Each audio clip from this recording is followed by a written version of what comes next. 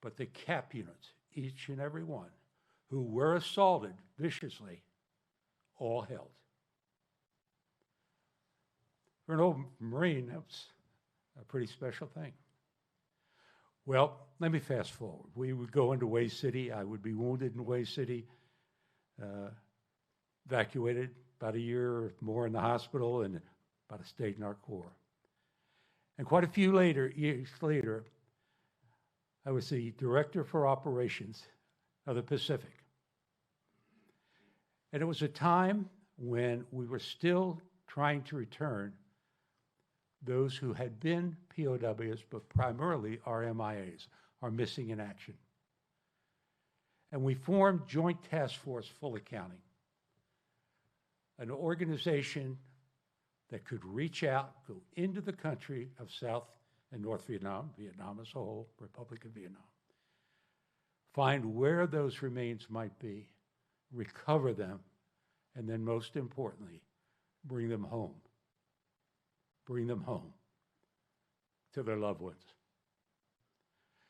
One of the first things I had to do, though, was off as the director for operations, you go to Hanoi, and you got to speak with your North Vietnamese counterpart. And we talked.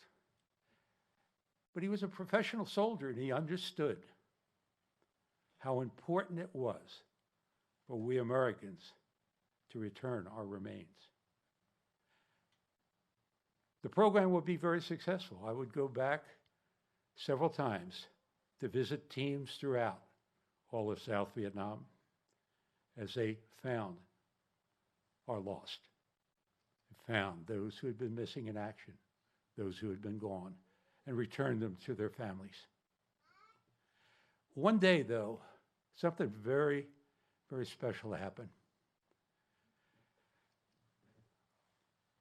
Was visiting a site, talking to the soldiers and sailors and Marines that were working, and this young Vietnamese boy kept hanging around, kept getting closer.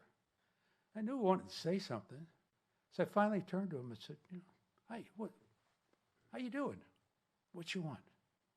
He said, "Sir," and he held up a dog tag. And he handed it to me. He said, "Did you know my Marine?" To me, what that story tells you is that story tells you about all of our American servicemen and what they meant to the people of, quite frankly, North and South Vietnam. Today, we're honored to be here to dedicate a monument to a very special program. And that's all of you who were Combined Action Platoon Marines, who touched so positively each day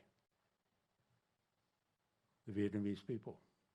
But we're also here to say thank you to all those who gave a loved one to the CAP program, and who also is honored and memorialized in our Semper Fidelis Memorial Park. I don't ask one thing.